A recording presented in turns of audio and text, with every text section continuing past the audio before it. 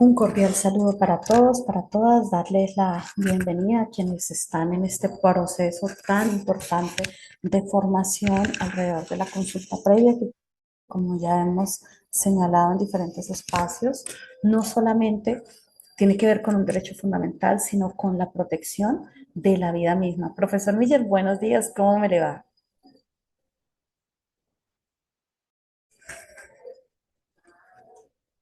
Profesor Miller, ¿lo escuchamos?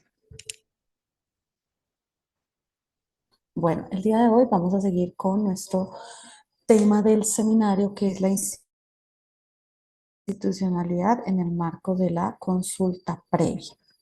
Entonces, esperamos poder resolver el tema de comunicación para conversar con el profe Miller sobre cuáles son esas capacidades instaladas alrededor o en las dinámicas de los pueblos afro para la atención a la consulta previa. Como ya hemos hablado, no solamente tiene que ver con quien está desde la institucionalidad pública, sino también la capacidad instalada de los pueblos étnicos para abordar los procesos de consulta previa. Entonces, en ese ejercicio es importante que hablemos un poco, que revisemos un poco quién o cómo se viene generando o cuál es la naturaleza de la OIT, que finalmente es la que genera este convenio 169, bueno, y en un principio también el 107. La Organización Internacional del Trabajo, o más conocida como la OIT, fue creada en 1919 y en el marco de este convenio, en el marco de garantizar que el convenio 169 de la OIT se materialice, se haga realidad, se pueda implementar en los países miembros, pues tiene una línea de trabajo o una estrategia que ellos han denominado 169 Pro o Pro 169 en realidad. Entonces, ¿y qué es eso de Pro 169? El Pro 169 es un proyecto que tiene como objetivo promover la implementación del convenio 169 y la, cómo lo implementa o cómo participa o cómo se involucra. Primero, pues ellos participan del Foro Permanente para las Cuestiones Indígenas, dando pues, los aportes sobre la gran implementación del mismo, pero también desarrollan labores de investigación, documentación y asistencia técnica. ¿A quiénes? Pues a los estados miembros que han suscrito este convenio. Entonces esto lo que busca es que el convenio cada día pues tenga una mayor eficacia. Aquí hay que tener en cuenta que este convenio no solamente nos rige acá en Colombia, sino que nos rige en diferentes países que lo han venido suscribiendo. Profe, ¿puedes hablar, profe Miguel? Bueno, sigamos socializando un poco sobre este espacio o esta estrategia de Pro 169. El Pro Ahí me escuchas, Diana. 169 trabaja en diferentes países articulados. Claro que sí, profe, estamos acá. Cordial saludo, profe. Bueno, les pido una disculpa a los Aló, yo te estudiantes, te pido una escucho. disculpa a ti. ¿Me escuchas? Aló, No. aló. Sí, claro que sí, es que cambiamos de plataforma y para mí fue un reto. Aló, te escucho. Yo te Ah, escucho. bueno. Ah, perfecto. Entonces, no, pues Aló. pedir una disculpa a los estudiantes y a ti por los problemas de conexión. Yo me conecté el sábado y fue tranquila la cosa. Pero bueno, entonces ya estamos acá. Ahí te estaba escuchando, ya comenzaste el tema de OIT. Ahorita continúa, cierra la idea y ahorita vamos a conversar sobre el tema de la institucionalidad para el caso de comunidades negras, afrodescendientes, raizales y palenqueras.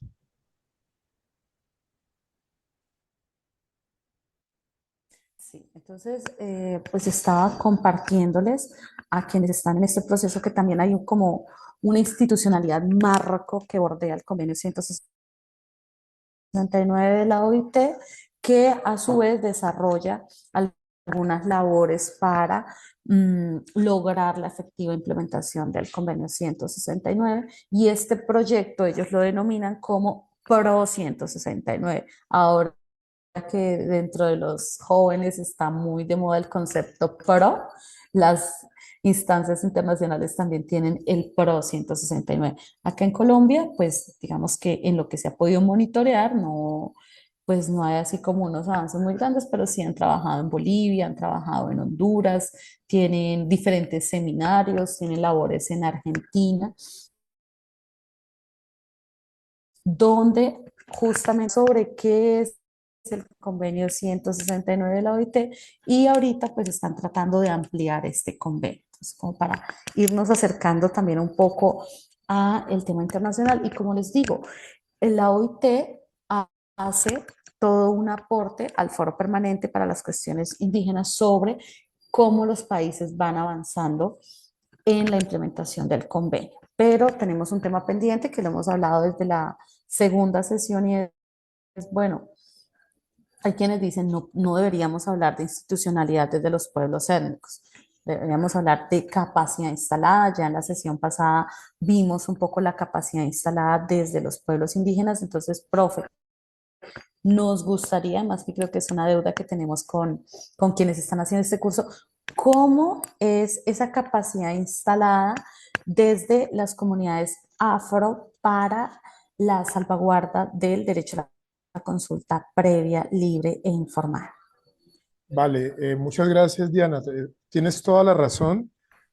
Nosotros realmente, y creo que en una clase que me invitaste, una clase anterior, antes de la segunda, que no te pude estar porque me enredé con unas actividades, yo hacía una precisión que me parece importante, ¿no?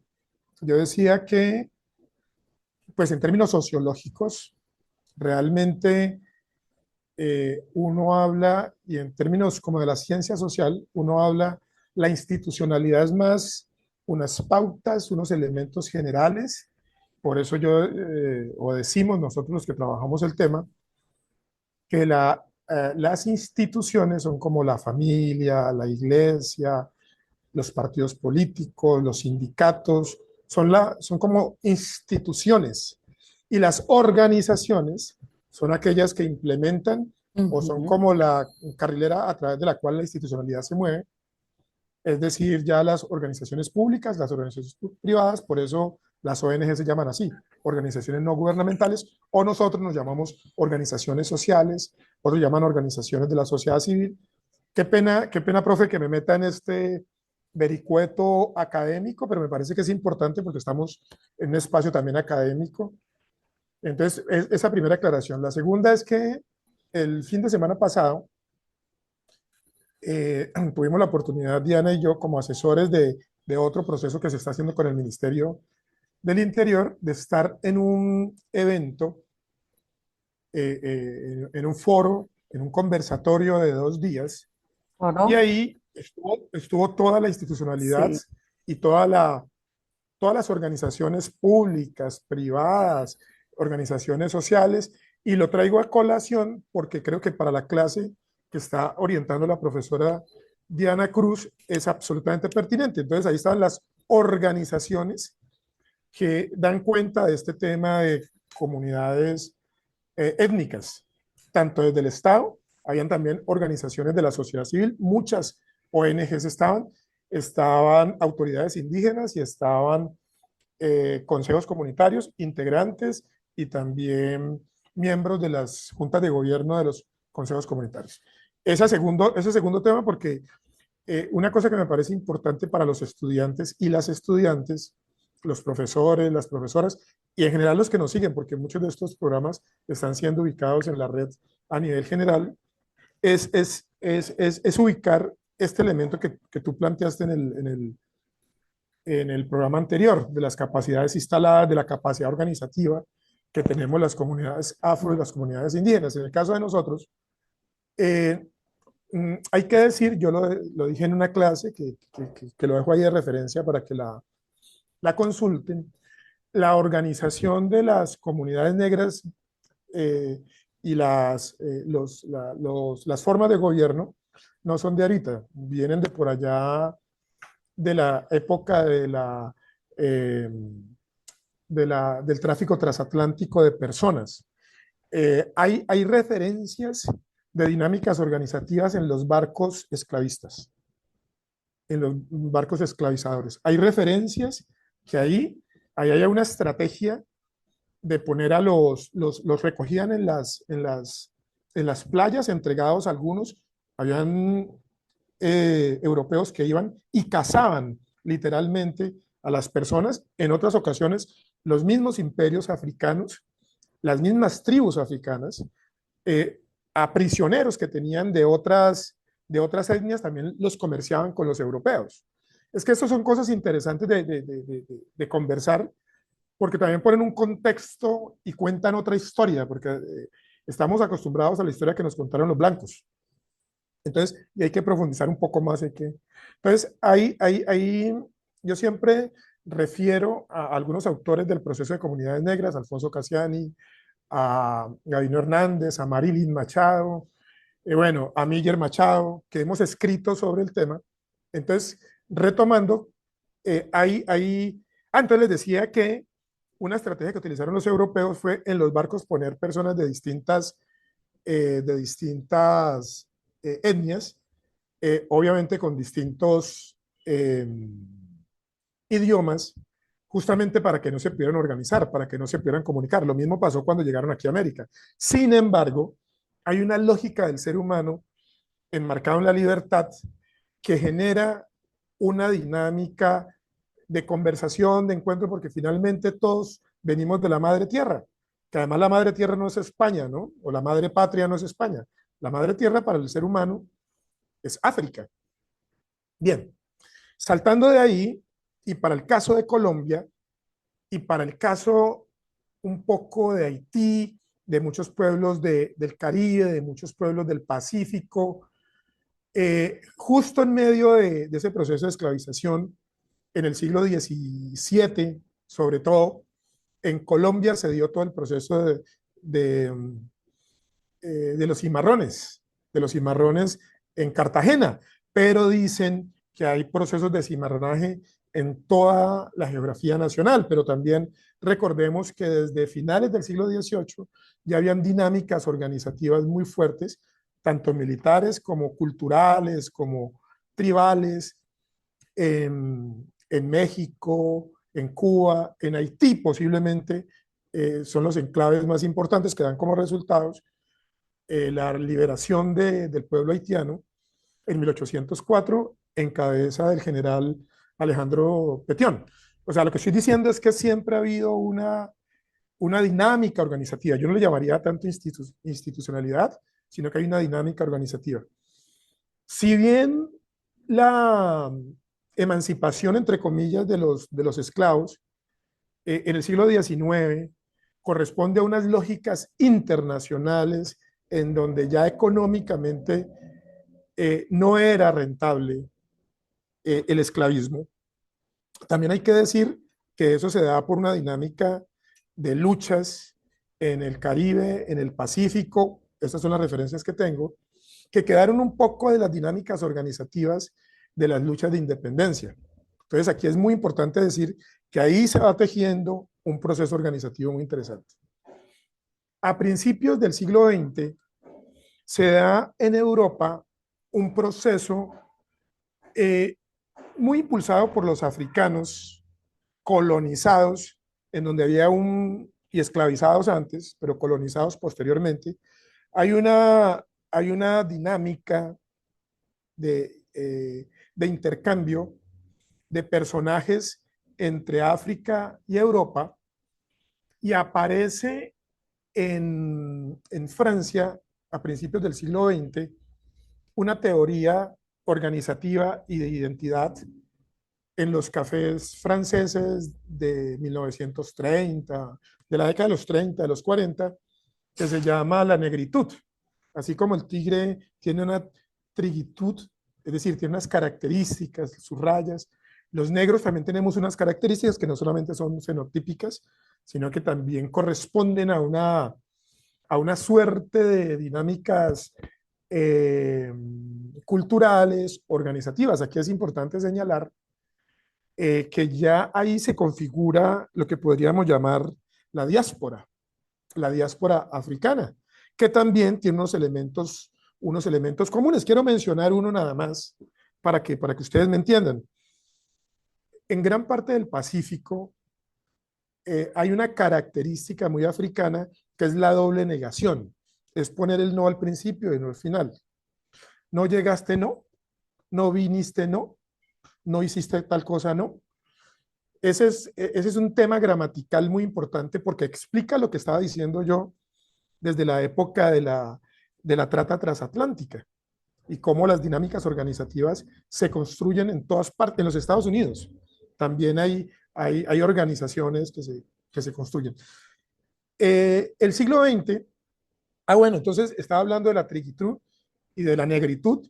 Entonces, en el siglo XX, en la primera mitad del siglo XX, pero mucho más fuerte en la segunda mitad, aparecen los movimientos de negritudes. Por eso ustedes escuchan normalmente que se habla, independientemente de que estemos o no de acuerdo. Recuerden que esta es una clase, yo estoy exponiendo algunos elementos conceptuales e históricos, pero aparece ahí la continuidad de ese proceso organizativo. Después, en la década de los 60, 70, 80, muchas organizaciones de comunidades negras en el Caribe colombiano, herederas de los procesos de cimarronaje, y en el Pacífico también de las luchas por la tierra, se conectan a grupos de izquierda, al Partido Comunista, pues porque finalmente es la misma lucha. Entonces ahí también habían unas dinámicas organizativas. Y finalmente, con la ley 70, ahí sí hay una serie de dinámicas comunitarias, organizativas en todo el país, que dan fruto a la ley 70 del 93, que además, recuerden que fueron los que hicieron todo el proceso de presión para que se diera el artículo transitorio 55. Entonces aparece el proceso de comunidades negras, aparecen distintas organizaciones a nivel nacional con distintas dinámicas organizativas. Yo quiero hablar del proceso de comunidades negras, que lo conozco mucho mejor, pero también está el Movimiento Nacional Cimarrón de Juan de Dios Mosquera, está la Casa Afrocolombiana en la parte del Chocó, acá en el Valle del Cauca hay muchas expresiones organizativas y nos organizamos regionalmente con equipos nacionales, está la Consultiva Nacional que agrupa, que es una institucionalidad, ahí sí, digámoslo así, privada, y que comienza a interlocutar. Está las comisiones para los diferentes ejes de la ley 70. Entonces, Diana, este abrebocas es para decir, primero, que el tema organizativo y el tema institucional no es de ayer, no es con la ley 70, viene, como diría nuestro gran Joe Arroyo, desde los años 1600. Pero también para decir que gracias al empuje que le dio la ley 70, hay toda una dinámica organizativa, Diana. Yo quisiera dejar ahí pues ese primer, respondiendo un poco a tu pregunta de cómo es esa dinámica afro. Ahora, bueno, una cosa que es muy importante a propósito de este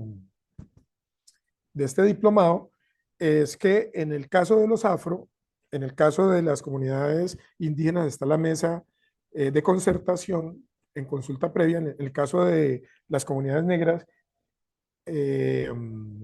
afrodescendientes, raíceles y palenquera, está el Espacio Nacional de Consulta Previa, que tiene varias comisiones, tiene 5 comisiones, tiene la Comisión de Territorio, la Comisión de Salud.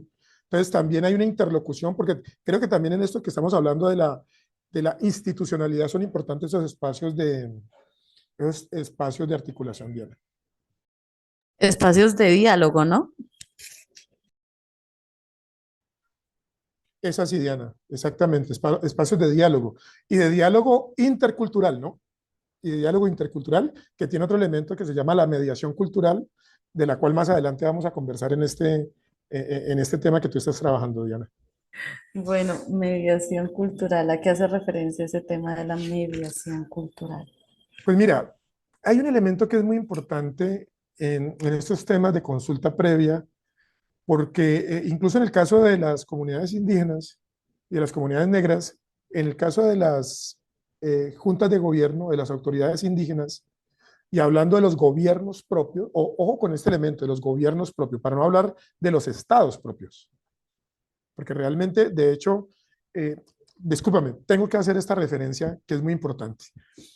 Hay una reflexión en la que venimos incluso a nivel internacional, pero que se concreta a finales de en los años 40, 50, en la primera mitad del siglo XX, y es que estábamos hablando del pueblo negro, y comenzamos, incluso llegamos a la ley 70, hablando que nosotros somos un Estado dentro del Estado. Esa discusión está vivita todavía, porque tenemos nuestros usos, tenemos nuestras costumbres. Yo tengo una teoría, por ejemplo, ahora que hay una discusión en comunidad, y ahí vos me tenés que ayudar como abogada. Ese cuentico de que nosotros somos dueños del suelo y el Estado del subsuelo, resulta que nosotros también somos Estado. Entonces, en los territorios donde estamos somos dueños del suelo y del subsuelo. Pero bueno, es para contestarte esa conversación sobre mediación cultural que tiene un primito gramatical que se llama diálogo intercultural.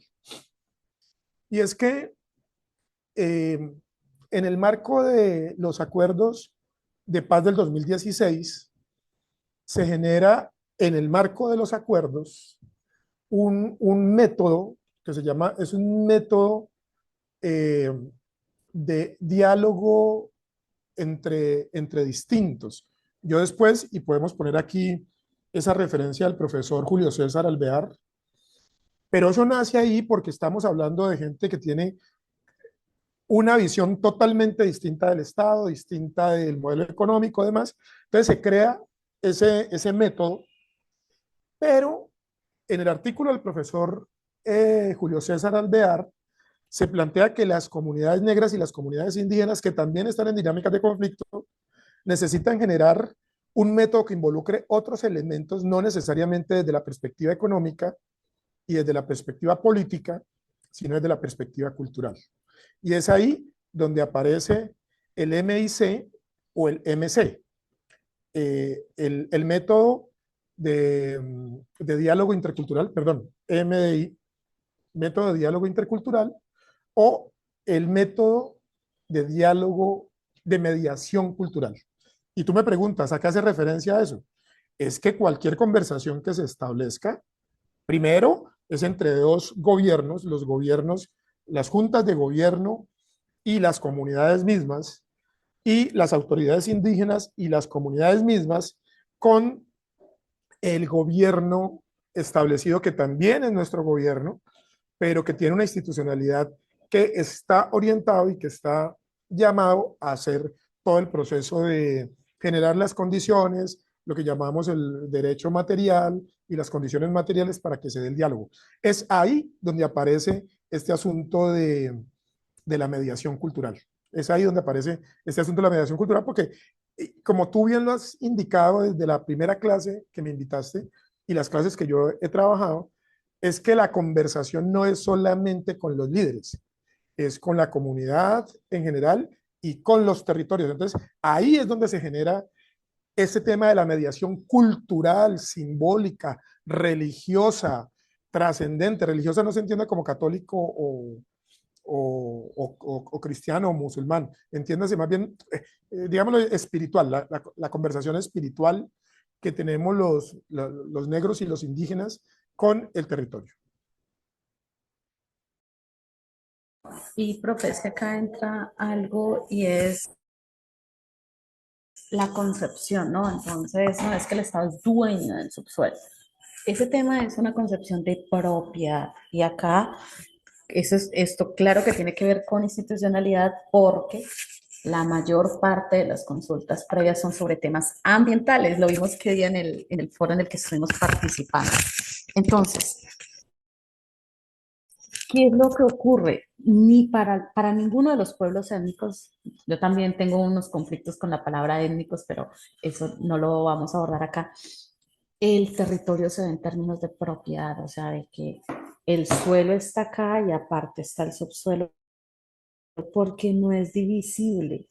En nuestra concepción del mundo, no podemos dividir lo que hay abajo de lo que hay arriba, Por ejemplo, los pueblos muiscas tienen una visión de 9 mundos, tenemos 9 mundos.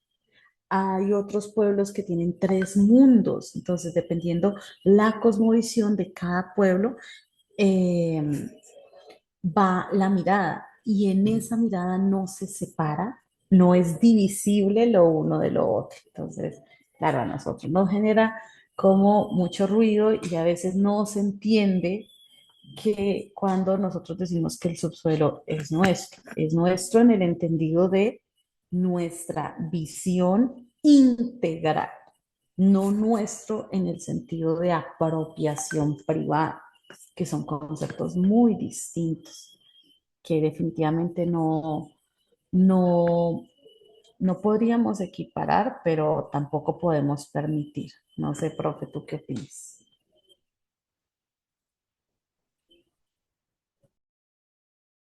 No, totalmente de acuerdo. Totalmente. Es que fíjate, fíjate que en alguna de las conversaciones que tuvimos, no sé si recuerdas una conversación que tuvimos ya hace un tiempito, hace unos 15 días.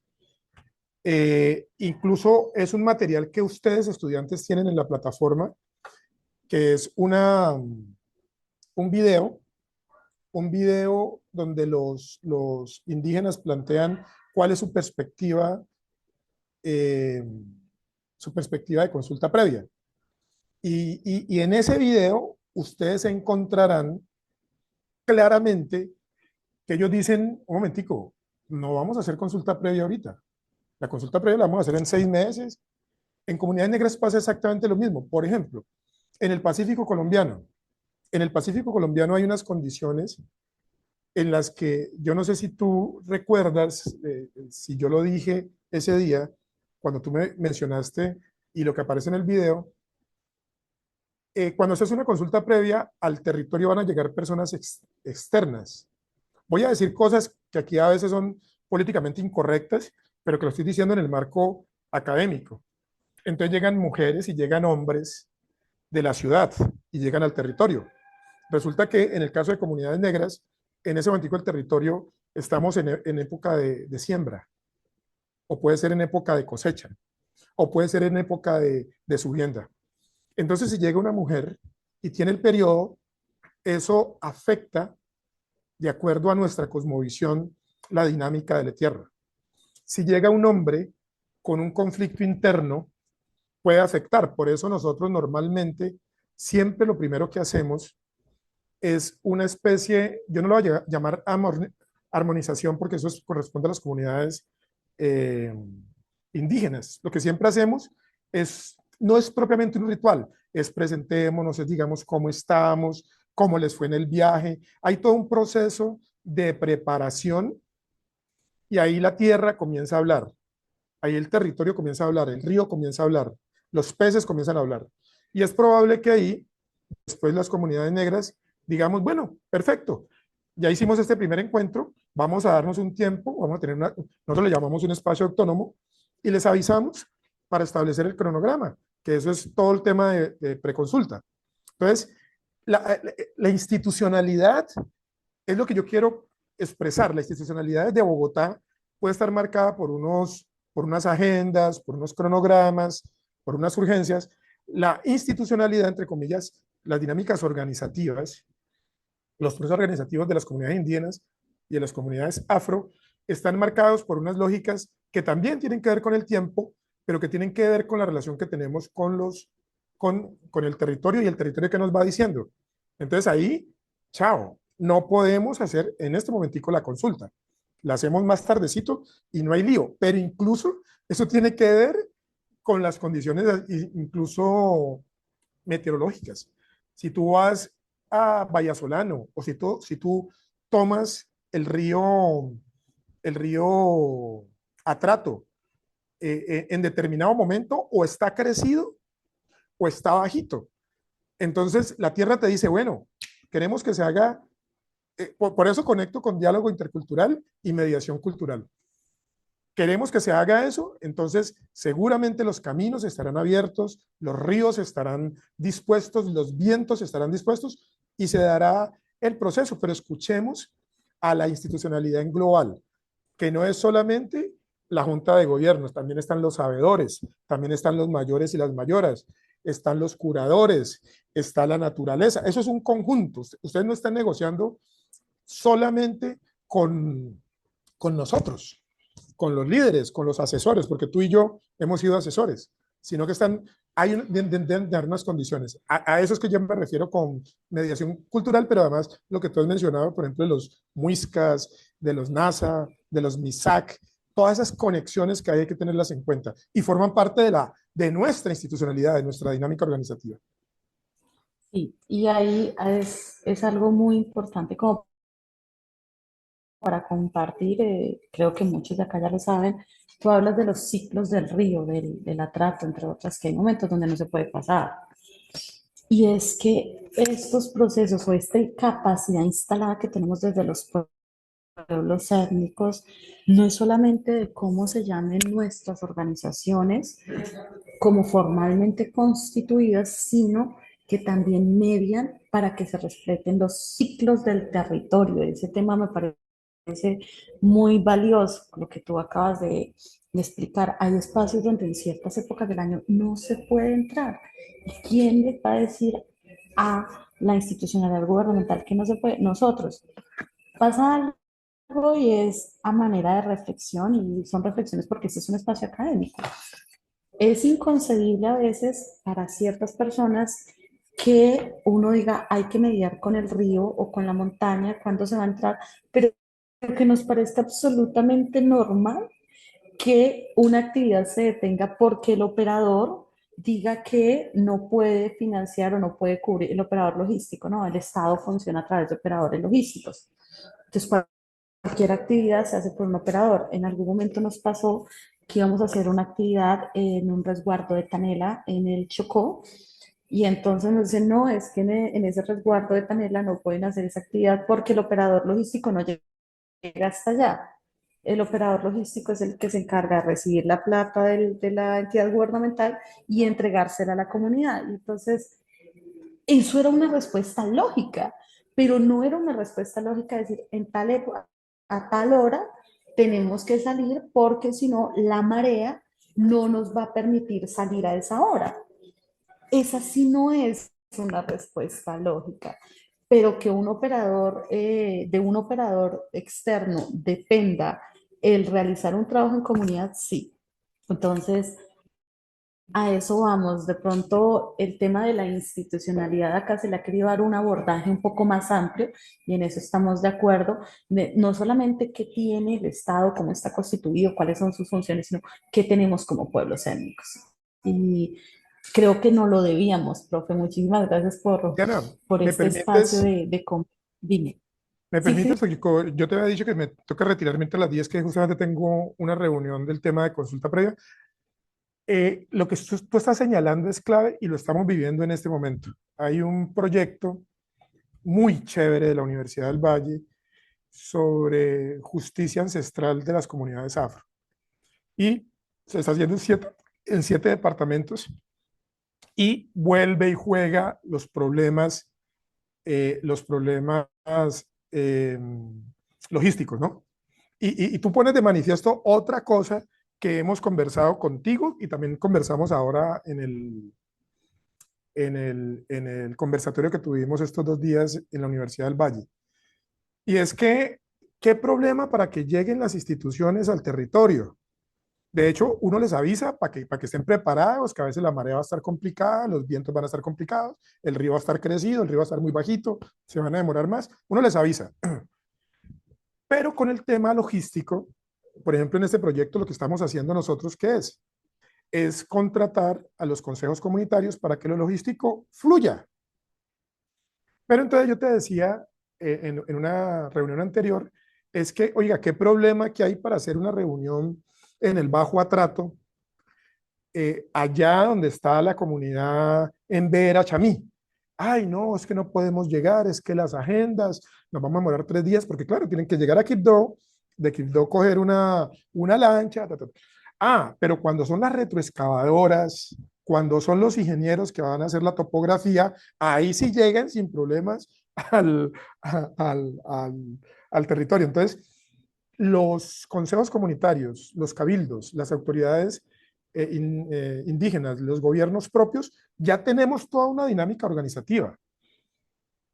Organizamos el evento en donde sea, pero además es porque no lo organizamos desde Bogotá o desde Cali o desde Quibdó, se organiza desde allá, desde Ojayá, desde Río Quito, desde INSA. Allá tenemos nuestra capacidad instalada para que no nos salgan con el cuentico de que no llegó, de que no se pudo, de que, porque recuerden, a propósito, y retomamos eh, esa labor tan importante que presta la dirección de la Autoridad Nacional de Consulta Previa a generar las condiciones, pues háganla fácil.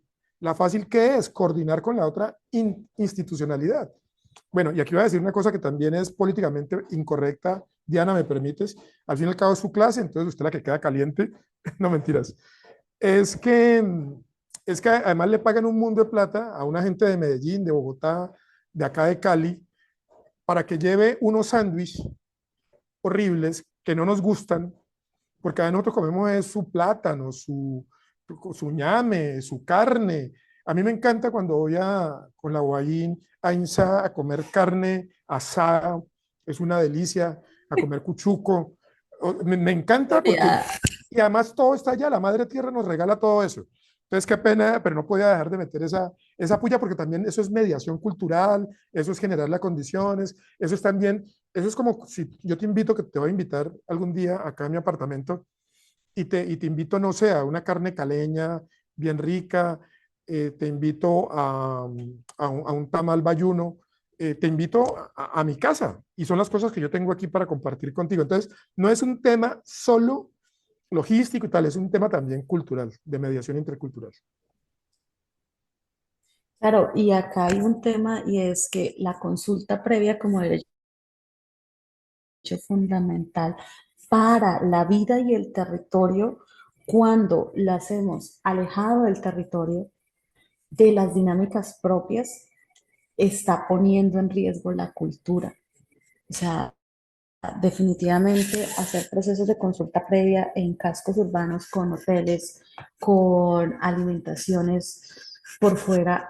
Alguien dirá, ay, pero eso es tan básico, ¿por qué pelean por eso?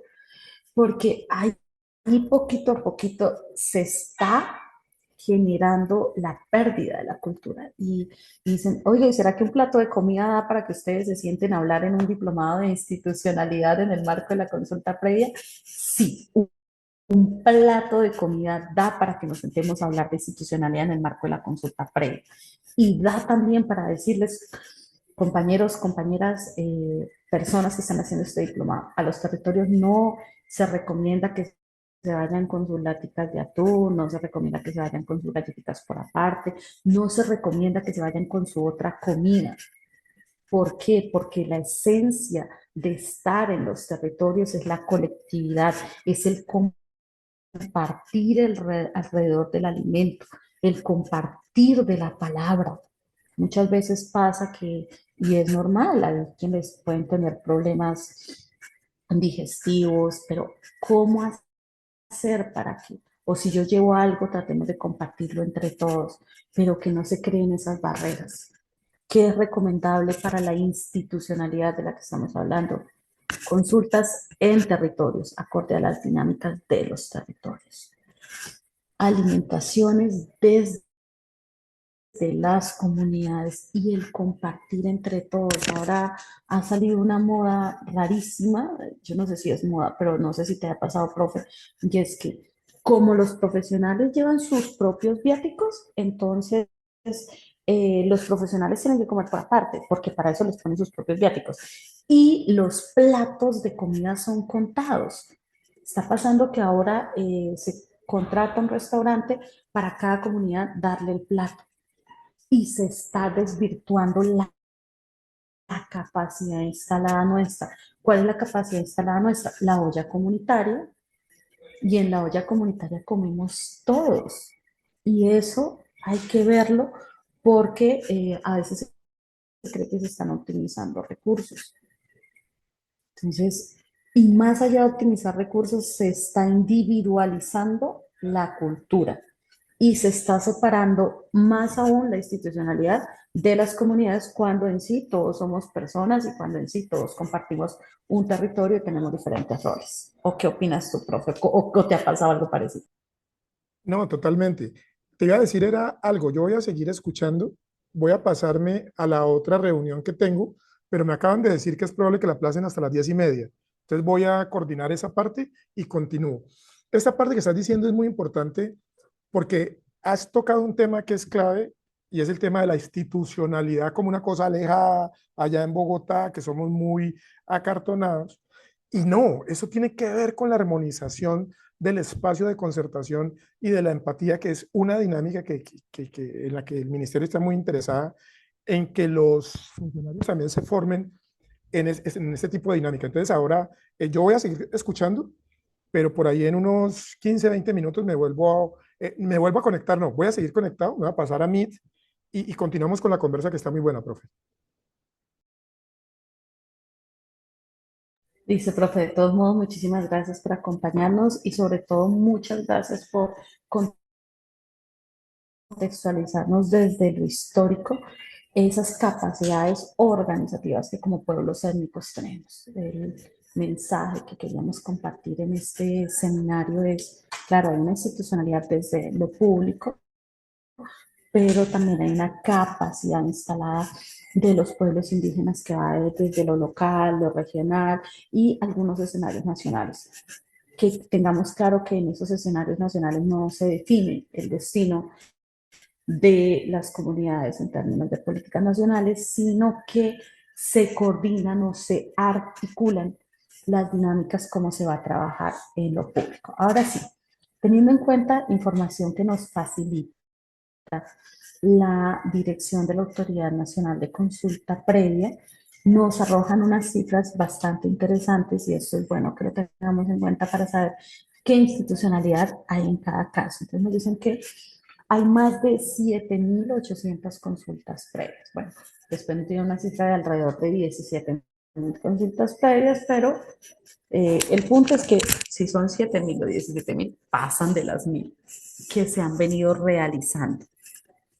¿Y sobre qué? O sea, ya sabemos que como que transversal a todas las consultas previas está la dirección de la Autoridad Nacional de Consulta Previa, pero ¿qué otras entidades hay? Entonces, esta información que nos proporciona la dirección de la Autoridad Nacional de Consulta Previa nos dice que el 28% de las consultas previas versan sobre temas ambientales. Y entonces, si versan sobre temas ambientales, ¿qué entidades, dependiendo el nivel de impacto, estarían involucradas? Ministerio de Ambiente, las corporaciones autónomas regionales estarían claramente involucradas dentro de estos procesos para que vayamos como ubicando, ¿no? No, la consulta previa ni siquiera en el Estado es aislada. La consulta previa está conectada, está tejida en red con otras entidades. Posteriormente sigue el 21% en temas eléctricos y no podemos olvidar que Colombia es un país que exporta a diferentes países tanto de Sudamérica como de Centroamérica energía eléctrica. Entonces, ese 21% tiene que ver con el tema eléctrico.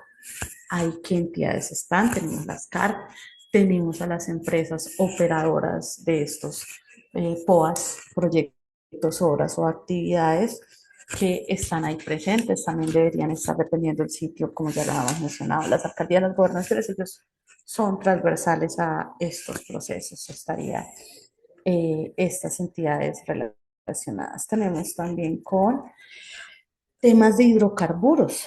Los hidrocarburos ocupan el 13%, es decir, el tercer lugar. Muchas veces creemos que el mayor número de consultas previas no los hacen alrededor de hidrocarburos y no, no pasa así. El hidrocarburos ocupa el tercer lugar.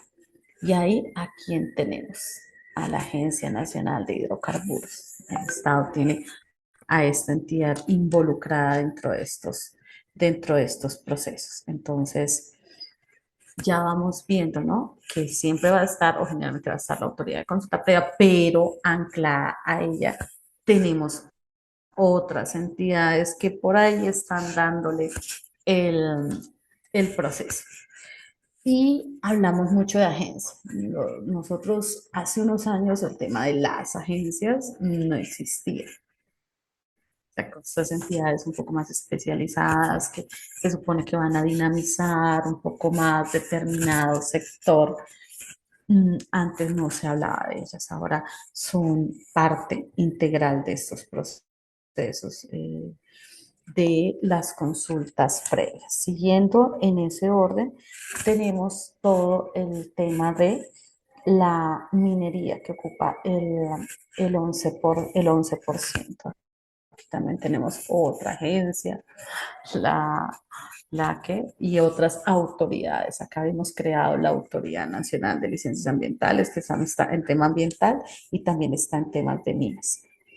Con un 9% tenemos dos grupos que son el tema de comunicaciones, tenemos el tema del MINTIC acá que tiene que estar dependiendo del ámbito de acción, el ámbito de alcance, pues tiene que estar presentes dentro de este proceso, pero también tenemos con un 9% a la infraestructura, proyectos de infraestructura. Acá también tenemos a la ANI, a la Agencia Nacional.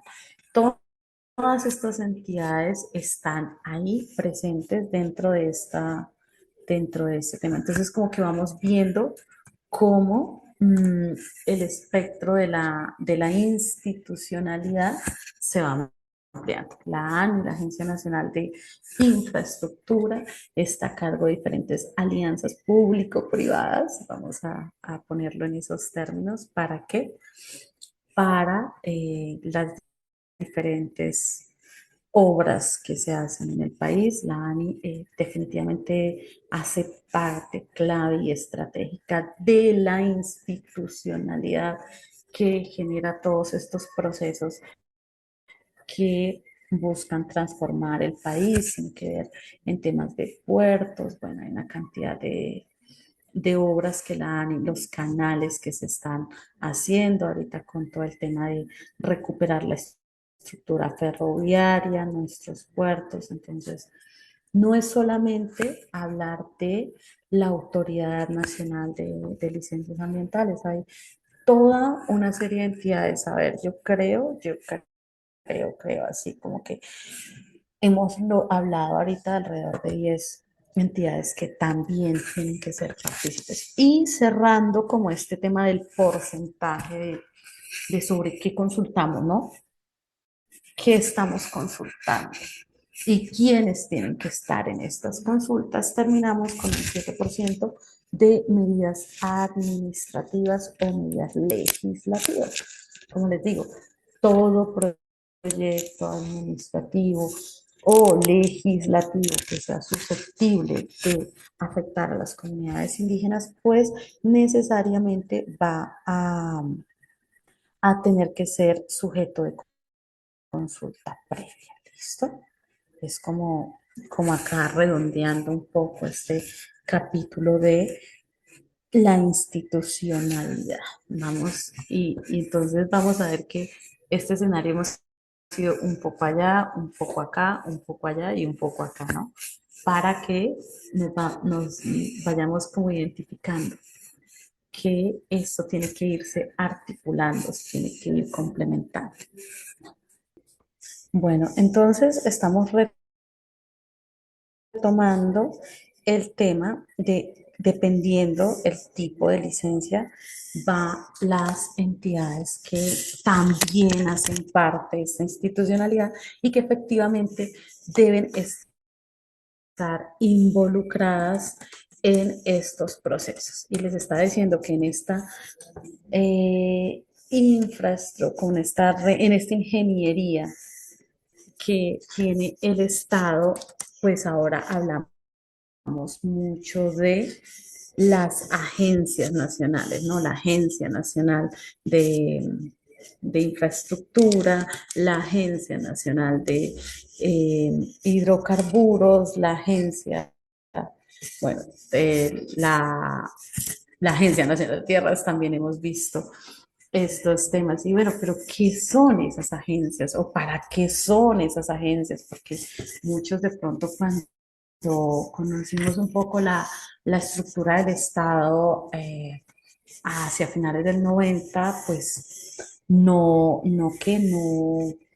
teníamos como en mente estas dinámicas de las agencias, que hace una agencia. Entonces, básicamente lo que ocurre es que son un poco más especializadas las agencias, las, las desarrollan, por decirlo de alguna manera, para que queden especializados en un tema. Son unos órganos que deben quedar asignados o responsables de un tipo de servicio específico. Básicamente buscan como descentralizar por servicios el funcionamiento del país.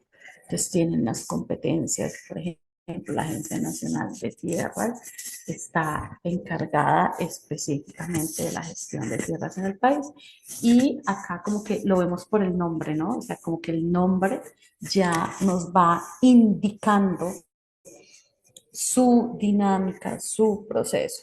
Se supone que todas estas dinámicas de transformación del país viene pensado en hacerlo un poco más dinámico, viene pensado en términos de descentralizar ese Estado. Sin embargo, ya aquí hablando un poco de la teoría, pero también de la práctica, entonces nos encontramos que estas entidades que nacen como agencia, que se generan como agencia, vienen a buscar que se descentralice un poco toda la administración de servicios específicos y servicios puntuales, pero en la práctica nos encontramos con que estas entidades que deberían estar con un impacto, con un trabajo en las regiones, casi todas las decisiones de las mismas terminan siendo tomadas desde Bogotá. Como que toda la parte estratégica de su funcionamiento para llegar al territorio se ha tomado en Bogotá. Y en las regiones, en los territorios, nos encontramos con unas oficinas que tienen un alcance muy limitado. Y cuando nos preguntamos, ¿y por qué pasa eso? Entonces nos dan argumentos como de la capacidad instalada de Bogotá, que por temas de corrupción, que la corrupción no es un tema de acá, pero está permeada en diferentes niveles del país. Entonces, es un poco complejo, o sea, la idea de las agencias, porque si ustedes se dan cuenta de lo que hablamos ahorita, es casi que en todo lo que estamos planteando, siempre hay una agencia encargada del tema, ¿no? Que la Agencia Nacional de Infraestructura, que la Agencia de Hidrocarburos. Hola, profe, ¿cómo estás? Entonces, profe, estamos conversando un poco de la otra institucionalidad, aparte de la Dirección Nacional de Autoridad de Licencias Ambientales, que está a cargo del proceso de consulta previa. Entonces vemos que dependiendo la temática son las entidades involucradas, pero le compartía a los compañeros que ahora se habla mucho de las agencias, ¿no? Que en casi todos los temas que tenemos estamos hablando de agencias. Que eso inicialmente no hacía parte del diseño que tenía el Estado, pero que estas agencias se crean con el ánimo de descentralizar y hacer más especializado el deber ser o el actuar de lo público. Entonces, porque se supone que a través de las agencias, como solamente se encargan de un servicio en específico, la Agencia Nacional de Hidrocarburos, la Agencia Nacional Minera, la Agencia de Infraestructura, pues esto va a hacer que el Estado funcione a un ritmo más rápido. Sin embargo, aquí ya a manera de experiencia, esto abrió un poco el espectro de lo público, pero las instituciones anteriores siguen vigentes. Y lo más complejo que tienen estas agencias es que se supone que son descentralizadas. Sin embargo, cuando tú vas a ver el hecho de tener oficinas dentro de los territorios, no necesariamente representa una descentralización, porque al final todas las decisiones se van tomando desde Bogotá. ¿Cómo ves tú este tema de la institucionalidad alrededor de la Bueno, consulta ahí previa yo o el tengo centralismo? el centralismo. Ahí me están escuchando perfecto, ¿cierto? Vale. Te decía que hay varios temas ahí para hablarlo. Arranco con la última afirmación tuya. Este es un país centralista, hipercentralista, desde que perdió desde que se perdió esa batalla política y, digámoslo así, conceptual entre Simón Bolívar y el general Santander. Recuerda que aquí habían dos modelos claramente de Estado, un Estado más descentralizado, muy parecido al mexicano y al norteamericano, incluso en algunos aspectos al brasilero. Y había otro mucho más centrado en España, a partir del reino. Entonces, no nos echemos mentiras, no nos echemos cuentos, este es un país centralista. Aquí se toman las decisiones desde Bogotá. Llevamos 200 años en eso. En la década de los 80 se planteó la descentralización, por ejemplo, con la elección popular de alcaldes, pero realmente y en últimas, lo que se hace es descentralizar las responsabilidades, pero no se descentraliza ni el recurso ni las decisiones. Entonces, tú lo has planteado, entonces ahí ese primer elemento no lo va a profundizar mucho más. Segundo, las famosas agencias que has mencionado, junto con otras, no han logrado su cometido de justamente poder Perdón, generar una que me parece capacidad. importante, Sí, dime. no, que me parece importante que en este seminario de institucionalidad, como la palabra común es agencia, entonces que como que que compartamos un poco a qué hace referencia ese término de agencias y si en la práctica esto ha funcionado. Claro, de hecho tiene otra característica la agencia, no solamente el tema de la descentralización, sino el tema de la autonomía. Es decir, querría decir, porque recuerda que un problema que tenemos con la consulta previa es como entre la mamá y el papá. Entonces usted le pide permiso al papá y el papá dice, espéreme, yo hablo con su mamá. Usted le pide el permiso al papá. No, aquí necesitamos capacidad resolutiva en el territorio. Tal cosa sí se puede hacer, tal otra cosa no se puede hacer, que llegue la gente con capacidad de decisión, porque después le echan la culpa a las comunidades negras y a las comunidades indígenas que las consultas previas se extienden. Eso por un lado. Y por otro lado, cuando las agencias no tienen capacidad resolutiva, también sucede otra cosa y es en el seguimiento de las actas de protocolización. Es que nosotros no podemos decidir si les construimos ese puente o si hacemos o si desviamos la carretera. Yo, un paréntesis a propósito de la ANI, de la Agencia Nacional de Infraestructura, acá a nivel de Buga se va a construir la doble calzada, otra doble calzada, y hay en juego unos árboles.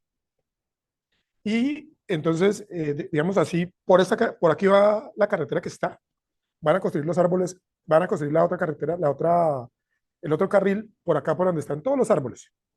Uno dice, pues la decisión es clara, desvíense un poquito, cómprenle o quítenle vía administrativa a los ingenios parte y protejamos y dejamos como un cinturón ecológico los árboles y ya. Pues no, a veces no solamente hay que consultarle al Estado, sino que también hay que consultarle al paraestado. Y quiero aclarar cuando digo paraestado es un estado paralelo, no estoy hablando de paramilitar y nada de eso. El paraestado es el modelo económico. No queremos tocar a esos pobrecitos ingenios. Pues hay que tocarlos porque en ese territorio, y no estamos hablando de consulta previa, estamos hablando de una obra normalita donde no hay presencia de comunidades negras y de comunidades indígenas, lo único que hay es seres sintientes y comunidad campesina y ciudadanos normales, se pueden tomar esas decisiones. Entonces la ANI está dando vueltas y estamos hablando del gobierno del cambio, ¿no? Ahí no hay que echar la culpa ni a Duque ni a Uribe. Entonces, tenemos que ser creativos ahí. Tercer elemento, y tú ya lo señalabas, pero quiero reiterarlo. La otra agencia que me parece clave y estratégica aquí es la ANLA, la Agencia Nacional de Licencias Ambientales, que está adscrita al Ministerio del Medio Ambiente, pero ojo con esto, sigo en la línea de que también se les ha dado cierto nivel de autonomía administrativa, presupuestal, para que actúen rápido y para que jalonen el desarrollo, pero que también en el marco de la consulta previa puedan llegar a acuerdos. Entonces, mi querida Diana, esa parte me parece fundamental. Esa parte me parece fundamental porque aquí también hubo dos, hubo dos carreras que se hicieron ¿Puedes mucho. repetir? No se está escuchando. Aló, ¿ahí me están escuchando? Juan, ¿cómo está la cosa?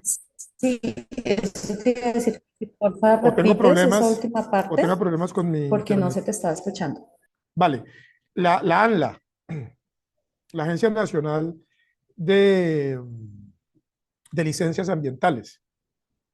Aquí en los años 80 hizo carrera las consultas previas express y las licencias ambientales express. Ay, porque lo necesita el Estado. No, señor. La ANLA, al igual que las demás agencias, tienen que hacer la misma cola en el marco de la construcción de los acuerdos de la consulta previa, en la mediación y en el diálogo intercultural para tomar decisiones. Ahí también entran, porque la ANLA tiene una relación directa con las eh, autoridades ambientales locales, con todas las corporaciones, con la CRC, con CBC, con la CAR, con todas porque ahí hay y vuelve y juega, que es un problema que tenemos en Colombia, es la articulación del Estado. Entonces, la CBC rapidito da la licencia. Creo que la ANLA todavía están en la conversación, sobre todo, por ejemplo, en el caso de Villarrica, Protejada, que se está haciendo una obra. Entonces, rapidito, lo que te digo, las licencias ambientales express. No, señor. Tiene que haber un cuidado ahí para el tema. Y lo que tú dices, tienen la función de estar en el territorio y tienen la capacidad técnica, la capacidad política, la capacidad financiera y están en el territorio. Entonces, deberían cumplir esa función de cercanía del Estado a estos procesos de consulta previa.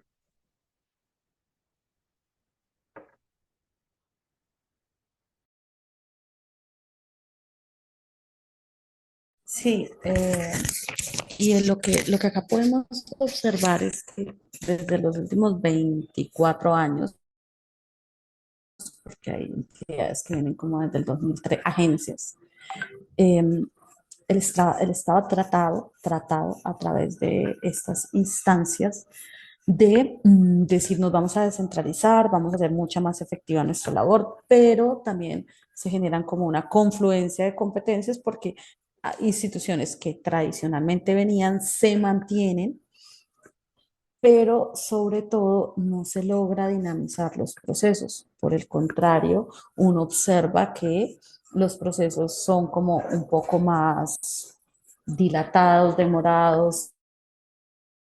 Muchas veces esas entidades no saben que tienen que concertar, que hacer consulta previa a diferentes espacios. Y ha venido haciendo mucha carrera o sigue haciendo carrera al interior de estas entidades. Algunos conceptos como que nosotros consultamos en el ministerio y como no había presencia de comunidades étnicas en el ministerio, entonces nosotros seguimos normalmente. Y cuando van a adelantar el proyecto, se encuentran, ay, se vean comunidades étnicas, pero es que el ministerio no lo había dicho. Entonces, volvemos, no nos estamos saliendo del marco, sino es cómo funciona esta institucionalidad, aparte de la Dirección Nacional de Consulta Previa, que arranca sus procesos y dicen, a mí no me certificaron, entonces pues no, y tú has sido muy insistente en ese seminario que no hablamos de certificación como tal, pero aún así para las entidades ese concepto está como muy arraigado. Entonces, de hecho, tuve la experiencia de conocer el caso de un consejo afro que tenía un proyecto con, bueno, que la ANI y el operador iban a hacer una vía. Y entonces les dicen, no, pues es que como el ministerio no dijo que ustedes estaban ahí, entonces ya iban a mandar la vía y iban a tener que dar una vuelta enorme, es decir, iban a quedar prácticamente encerrados porque la vía seguía derecho, entonces no les permitía retornar. Y cuando les dicen, oye, ¿por qué no nos han consultado? Pues ustedes no aparecen registrados en el ministerio, entonces no tengo por qué consultarlos. Afortunadamente, la comunidad, y acá hablamos de la capacidad instalada de los pueblos, dice, nosotros no necesitamos que estemos en el ministerio para que nos hagan la consulta, estamos en el territorio. Y pues logran desarrollar un proceso de consulta previa, pero sí, esos son los retos que tiene la institucionalidad, que no le corresponde solamente a la dirección de la Autoridad Nacional de Consulta Previa, sino a las diferentes agencias que el Estado ha creado para ser mucho más eficaces en su labor territorial, pero que al final todas las decisiones de estas agencias se terminan tomando desde la capital. Total, total. Además, has tocado un tema que me parece clave y es, a ver, es que hay como una relación con las comunidades en la que primero, y ojo que también lo trabajamos en el conversatorio, primero yo dentro del territorio comienzo a hacer algunos temas, yo no sé qué tan desconocimiento, recuerda que tú que eres abogada, la, el que yo no conozca la ley no me exime de responsabilidad. A veces también se hacen los locos para ver si no pasa nada y no, las comunidades ya están en la jugada y es clara el marco normativo que existe frente al tema. A propósito de casos, aquí en el Valle del Cauca tenemos una situación que se está presentando con Energía Bogotá. Van a poner alrededor, ya casi que están comenzando, con 50 y pico de torres para hacer una interconexión eléctrica en 17 municipios que toca, no sé, no recuerdo la cifra, si son 24 o 54 consejos comunitarios, y algunos los consultan y a otros no. Entonces ahí, por ejemplo, ya hay un trabajo que toca hacer de acompañar a las comunidades, entre otras cosas porque a propósito de la institucionalidad, también ese tema de la certificación y de si procede o no procede la procedencia, pasa por un tema que a veces, en la que a veces hay confusión, Diana, y que yo creo que es muy importante que los estudiantes y las estudiantes tengan claro. Y es que tanto el convenio 169 como la unificadora, la 123, la sentencia unificadora o de unificación, como la quieran llamar, del 2018, plantean claramente que la consulta previa procede en aquellos pueblos en los que tienen unos usos y costumbres, que tienen una tradición ahí, es decir, que el asunto es que va a haber una afectación cultural, independientemente, ojo con esto que estoy diciendo, independientemente si hay un tema de título colectivo, en el caso de comunidades negras. En el caso de comunidades indígenas no es tan fuerte, aunque también se Ujú. puede presentar, porque a veces con esa dinámica o con ese debate que hay sobre el subsuelo, también se puede presentar. Entonces, lo que quiero señalar en este punto, Diana, es la importancia del conocimiento de la ley y de las competencias de las instituciones. Tú bien lo señalabas, no estamos hablando de certificación. Aquí nadie nos va a decir si existimos o no, por Dios. A estas alturas del partido, eso se le perdona a las personas en el siglo XIX que decían que nosotros éramos salvajes y que está en la ley, ¿no? En la ley 89 de 1890. No, pero eh, todavía aplica. Yo te estoy hablando de una obra que se están construyendo por eso, y con ese exacto. argumento le salieron al consejo. O sea, Mm, fue la ANI, yo es acá, fue vigente, la ANI.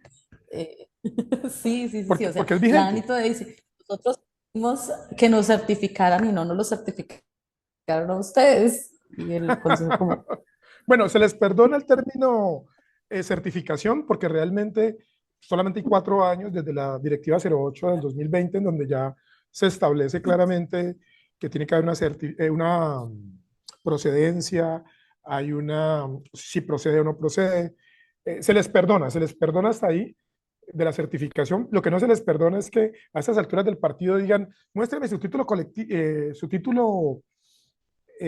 colectivo para yo poder hacer consulta previa con ustedes. No, el 169, el convenio 169, reitero y repito, y la sentencia unificadora 123 del 2018 plantean claramente como esas condiciones que tienen los pueblos étnicos para ser sujetos de consulta previa en sus territorios. Entonces, me parece muy importante lo que tú has planteado y el ejemplo que pones, y el ejemplo que yo estoy poniendo con lo de las torres de energía acá en el Valle del Cauca, así lo señalan. Entonces, es demasiado importante que nos formemos integralmente, porque también cuando yo trabajé, y el sábado pasado trabajé el tema de normatividad, me parece muy importante que las comunidades conozcan la norma en profundidad, pero que también lo conozcan los funcionarios, sobre todas estas sentencias unificadoras que nos ayudan en esa mar de jurisprudencia, tener las cosas más claras, mi querida Diana. Sí, digamos que este seminario es un poco, parece amplio, pero a la hora de la práctica, cuando lo vemos, es muy reducido porque no nos da la posibilidad de estudiar mm, una por una las entidades, pero igual creo que más que estudiar una por una las entidades es cómo se está diseñando este país. O sea, al tener toda esta institucionalidad de las agencias, lo que se trata eh, inicialmente es hacer como mucho más dinámico. Si hay una entidad encargada específicamente de este tema, llámese hidrocarburos, llámese licencias ambientales, llámese infraestructura, se espera que el Estado funcione más rápido. Pero ¿qué pasa? Estas agencias no están propiamente en territorio. Y las que están, porque el hecho de tener oficinas regionales en territorio no da la garantía que tengan una autonomía desde el territorio para funcionar. Entonces, seguimos con ese problema que me encanta que siempre que conversamos contigo hace referencia a la historia. Efectivamente, esa fue una batalla que Bolívar le perdió a Santander. Tenemos una forma de Estado. Eh, o sea, acá entramos en otro pequeño conflicto. A veces dicen, no, es que el tema de los pueblos étnicos es que no están de acuerdo con el modelo de desarrollo. Y la pregunta, ¿y estamos de acuerdo con el diseño de país? ¿Con la estructura administrativa de país? Un país donde al final todas las decisiones se toman desde Bogotá. Un proceso donde cuando ya están haciendo la obra, porque te digo que me enteré, que por ejemplo, este caso del Consejo Comunitario ya la vía estaba montada. Y entonces les dicen, no, y entonces ellos iban a quedar incomunicados y les dicen, no, es que los diseños se hicieron así. O sea, imagínate tú en un territorio eminentemente étnico como es toda esta zona, montar diseños desde oficinas, seguramente muy buenos, pero incomunicando a toda una población que históricamente estaba incomunicada, cortándoles la única vía que les permitía salir a cascos urbanos. Entonces sí es importante que vayamos revisando qué tan descentralizadas están todas estas agencias, porque el modelo pues, puede ser muy interesante, pero en la práctica no lo es. Y quienes hemos estado en contacto con esas agencias sabemos que casi todas las decisiones se toman desde Bogotá. Entonces, queríamos como dejar ese abrebocas en el marco de la institucionalidad, no dejarlo solamente entre Ministerio del Interior y la capacidad instalada desde lo afro, desde lo indígena, sino bueno, qué otras entidades están en este espectro y cómo funciona. Además, Diana, porque tú has mencionado una cosa que es clave, ahorita ya me tengo, ahora sí, en serio, me llamaron al orden, a la otra reunión, pero tú haces una precisión que me parece clave cuando hablas de las agencias. porque recordemos que en el primer programa tuyo, que tú hiciste, el primer programa, no, discúlpame, la primera clase que tú hiciste, cuando hicimos la introducción a las instituciones y planteamos los actores, planteamos tres actores claves: el Estado o el gobierno, el Estado y las instituciones del Estado formal, porque recuerda que yo soy más constitucionalista, yo soy menos contractualista, entonces el Estado somos todos, pero digamos desde el contractualismo es es el gobierno, el Estado encarnado en el gobierno, Ujú. están el operador, el ejecutor, el contratista que va a desarrollar la obra, Sí. la intervención o el proyecto, o incluso los lobistas que van a promover la iniciativa legislativa, y en el centro están las comunidades. Pero con mucho acierto tú nos llamabas la atención que no nos quedemos solamente en el Ministerio del Interior, sino que hay otros actores. Está el Ministerio Público, tú hoy traes a las agencias, también está el Ministerio Público del Territorio, que es la personería, está, por ejemplo, si es un tema de construcción en el sector educativo, estaría la Secretaría de Educación del municipio, la Secretaría de Educación del departamento y el Ministerio de Educación. Si es de salud, también los mismos niveles. Bueno, en fin, lo que te quiero decir es que entendamos esto como un diálogo intercultural de muchos actores, de muchos actores. No, muchas gracias, Diana, por invitarme nuevamente a esta clase que es tan interesante, y a este tema que es tan chévere, que creo que le has dado un enfoque muy amplio, que eso es lo que se trata, porque con todo respeto de mis colegas que me están escuchando de las universidades, a veces los profesores somos muy ortodoxos, entonces las instituciones, desde, no sé, desde Hobbes, desde Weber, que trabaja el tema de las instituciones del Estado, la burocracia y tal, no, aquí queremos hacer una discusión de la institucionalidad, pero muy ubicada en comunidades indígenas, en comunidades negras. Ojalá tuviéramos la oportunidad en este mismo, creo que vamos a tener la oportunidad de hacer un programa conjunto con el doctor Palau para que también hablemos de los RUM, porque creo que también se trata que este tipo de espacios sean espacios incluyentes. Entonces, muchas gracias. eh, Hasta luego, y lo que te dije, te hago llegar los documentos para que a tu vez tú los subas, o los compañeros, Juan José, Luis, los compañeros de la fundación, nos ayuden a que a las estudiantes les llegue el material, sobre todo el que te dije de mediación cultural. Es muy importante que lo lean. Muchas gracias. Muchísimas gracias, profe, por acompañarnos. Nosotros nos quedamos un poquito más en este proceso, en este espacio de formación alrededor de la institucionalidad en el marco de la consulta previa. Obviamente la institucionalidad es un tema muy amplio. El enfoque que se le ha querido dar acá, más allá de un enfoque académico que es supremamente importante, ha sido un enfoque un poco más desde lo práctico, desde lo vivencial, desde cómo nos aplica o con quién nos encontramos nosotros a la hora de avanzar en espacios y en procesos de consulta previa. Hemos planteado algunos retos. Mm, Aquí la institucionalidad no se puede limitar, creo que han sido unos momentos de compartir un poco este tema mucho más amplio, ya como para ir haciendo unos cierres y recogiendo.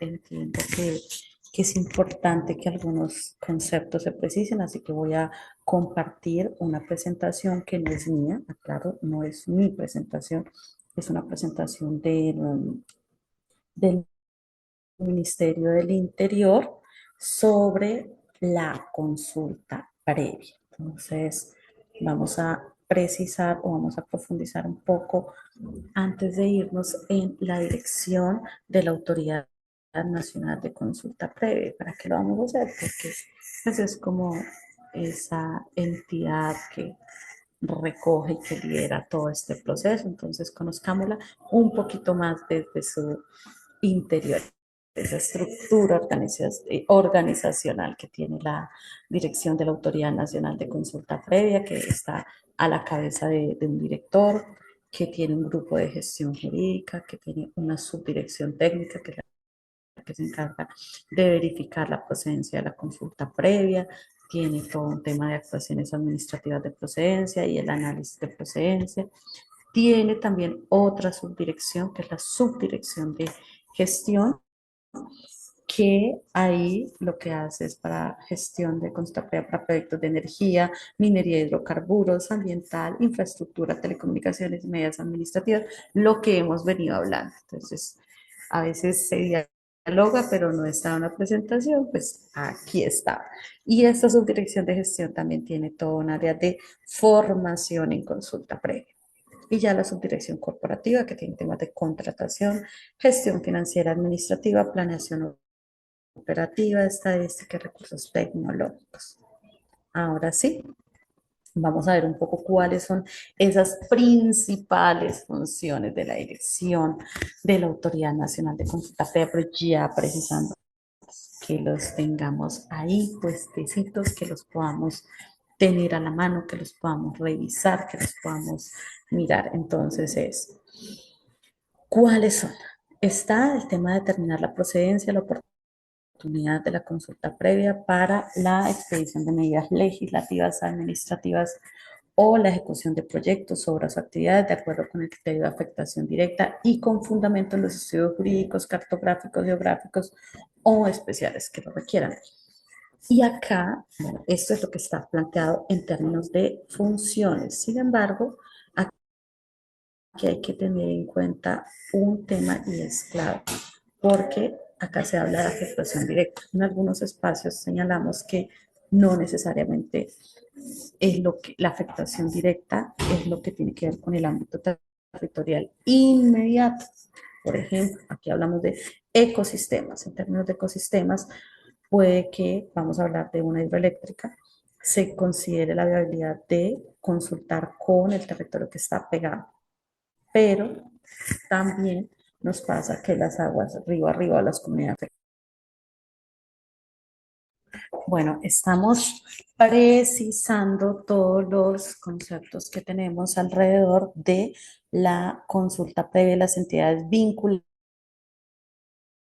con el proceso de consulta previa. Entonces estamos viendo la presentación, pero a la vez que vamos viendo la presentación sobre las funciones que tiene esta entidad, también estamos como detallándolas un poco, como contando cómo nos funcionan en la práctica todo este proceso de las entidades. Permíteme un momento, por favor, estoy verificando que la pantalla esté compartida.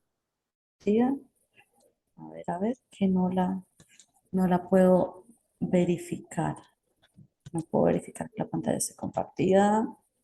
Listo, ahora sí ya la estoy viendo.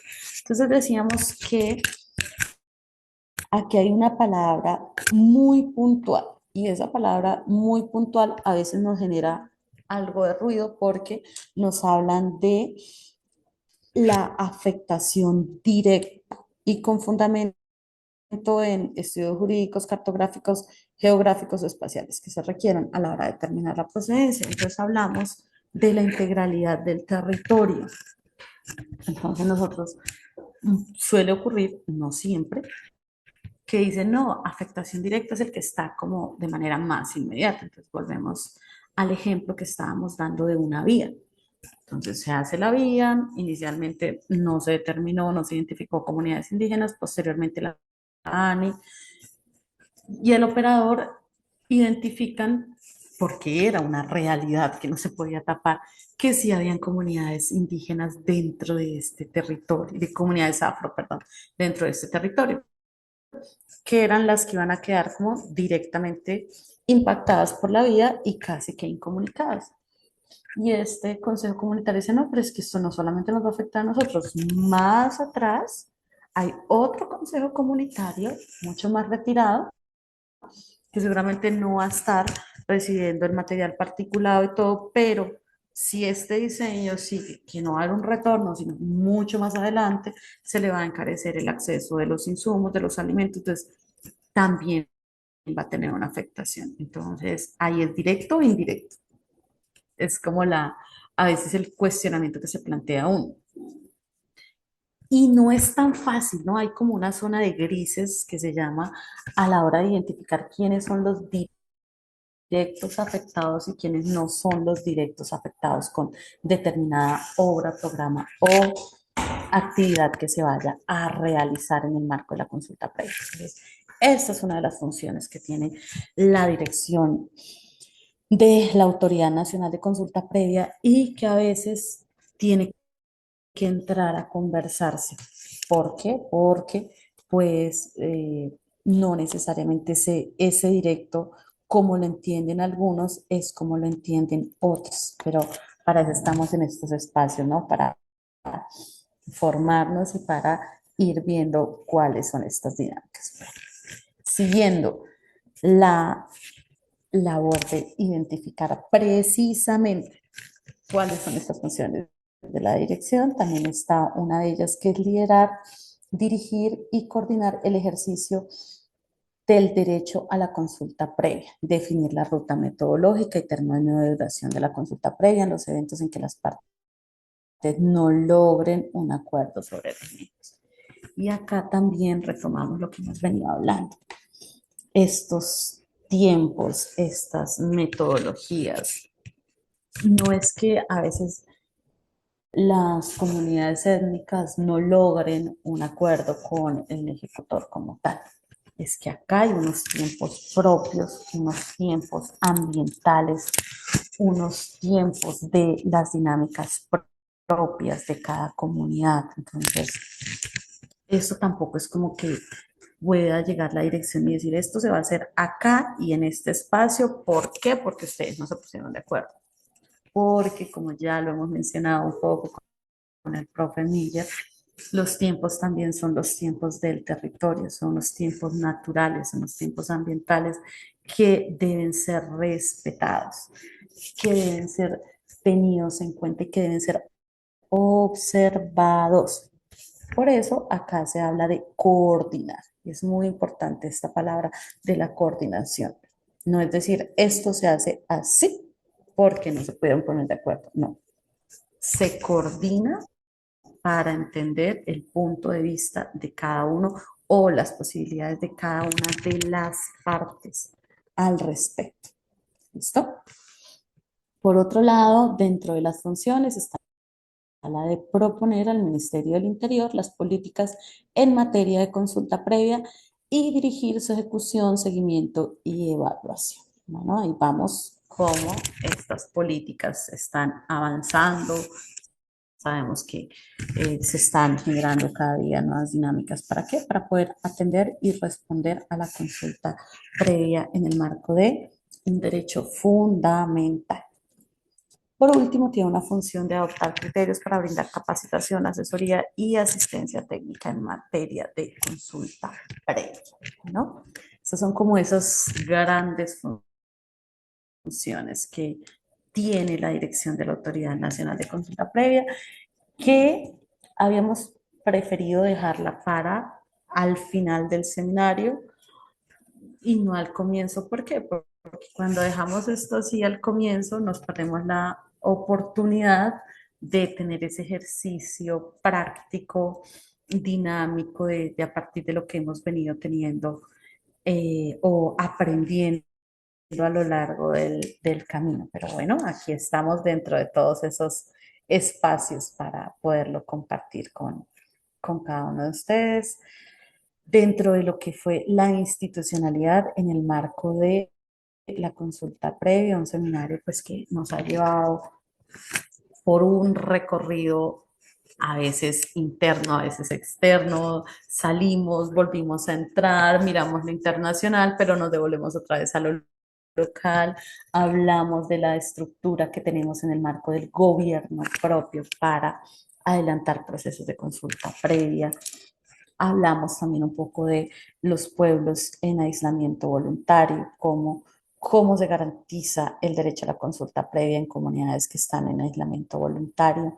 Y acá, pues debemos contar que en Colombia ya hay una normatividad, o sea, está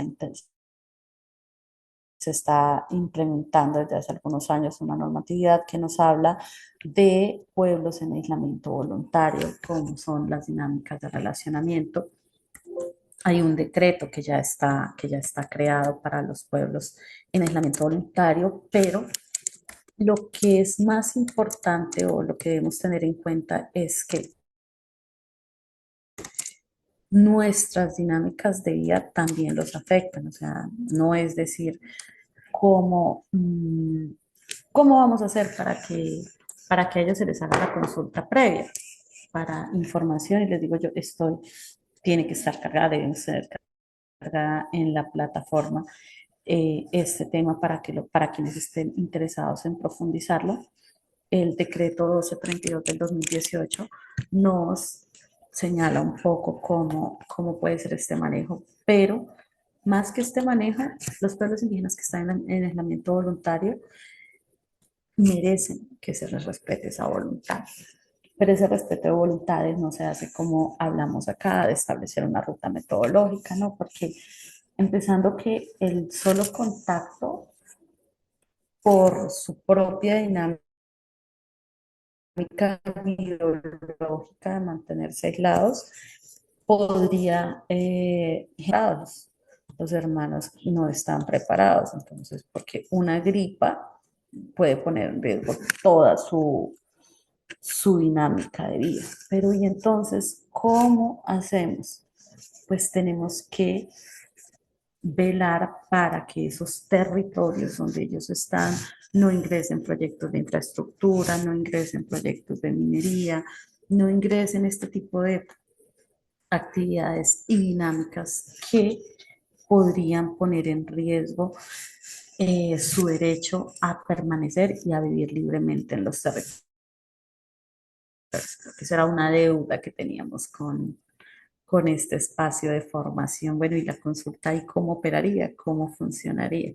Entonces es respetar el territorio que habitan. Acá en Colombia se han identificado, hay indicios que hay alrededor de 18 pueblos en aislamiento voluntario o no contactados. Bueno, los académicos también tienen como muchas divergencias con estos términos, pero en la práctica son pueblos que permanecen en zonas, por ejemplo, en la zona del Parque Nacional del Río Pure, están los Yuría y hay otro pueblo también, pero que permanecen en unas dinámicas propias. Ellos también les debe proceder la consulta previa, pero la mejor consulta es respetar su territorio, no tocar ese territorio, no expedir licencias ambientales o licencias de explotación dentro de estos espacios, que la minería sea legal o ilegal, que las actividades de deforestación no se impongan dentro de estos espacios. ¿Por qué?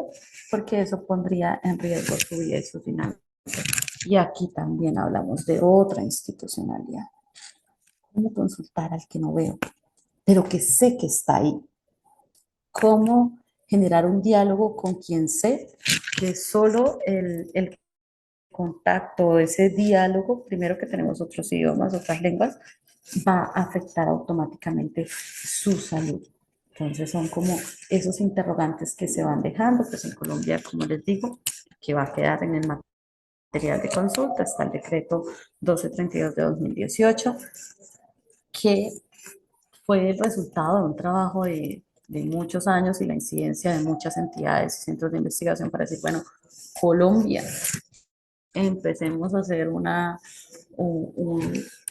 política que nos permita proteger a los pueblos que están en estas condiciones. Entonces, bueno, ya cuando nos vamos acercando un poco hacia el cierre de este seminario, recordar que cuando hablamos de institucionalidad, no es una sola entidad quien está a cargo de estos procesos, sino que dependiendo del tipo de proceso, el objeto al que se vaya a consultar, hay toda una cantidad de entidades que están involucradas alrededor, que es alrededor de esto y que tienen que tener todo el conocimiento, que deben tener ese conocimiento sobre la consulta previa, sobre el alcance de la consulta previa, las particularidades de la misma, recordar que las comunidades o los pueblos étnicos, como han optado en denominarnos, tenemos toda una capacidad instalada para este diálogo, y el diálogo se debe hacer con las autoridades propias. ¿Cuáles? Las de cada territorio, las de cada comunidad. Que es recomendable siempre que esa institucionalidad se haga dentro de los espacios propios. A veces el diálogo con los líderes es muy valioso porque esos liderazgos tienen unos conocimientos más amplios, pero se debe saber quién es la autoridad en cada espacio, en cada comunidad. ¿Para qué? Para dialogar con ellos, para que la consulta sea válida, sea legítima, no solamente para que quede en un espacio de consulta formal. Entonces, pues agradecerles a todos, a todos estos escenarios que nos han permitido de conversa, de diálogo, de aprendizaje, de podernos leer, podernos conocer en algún momento frente a todos estos temas que, como les reitero, este seminario ha sido más desde lo que se ha venido aprendiendo, sobre lo que se conoce, sobre lo que se ha vivido dentro de este ejercicio de defender el derecho que tenemos los pueblos indígenas a la consulta previa. Recordar, bueno, dentro de esta institucionalidad, con toda esta multiplicidad de actores, ¿cómo sería una ley estatutaria que regulara el derecho fundamental a la consulta previa, libre e informada, que recoja todas estas particularidades y diversidades que tenemos alrededor? ¿Cuáles son los retos que tiene un Estado que sigue siendo muy centralizado, que está generando diferentes estrategias de descentralización, pero que aún así todas las decisiones se están tomando desde oficinas en Bogotá, o la gran mayoría de decisiones sobre nuestro territorio se toman afuera de nuestros territorios? ¿Cómo sería este tipo de leyes? ¿Cómo se darían? ¿Cómo se generarían? Bueno, ¿por qué no? ¿Cómo haríamos estas leyes nosotros mismos? Si lo consideramos necesario, o si definitivamente así como estamos, estamos bien. Muchísimas gracias a todos, a todas por escucharnos, por compartir en este escenario, y espero que nos sigamos viendo y retroalimentando. Feliz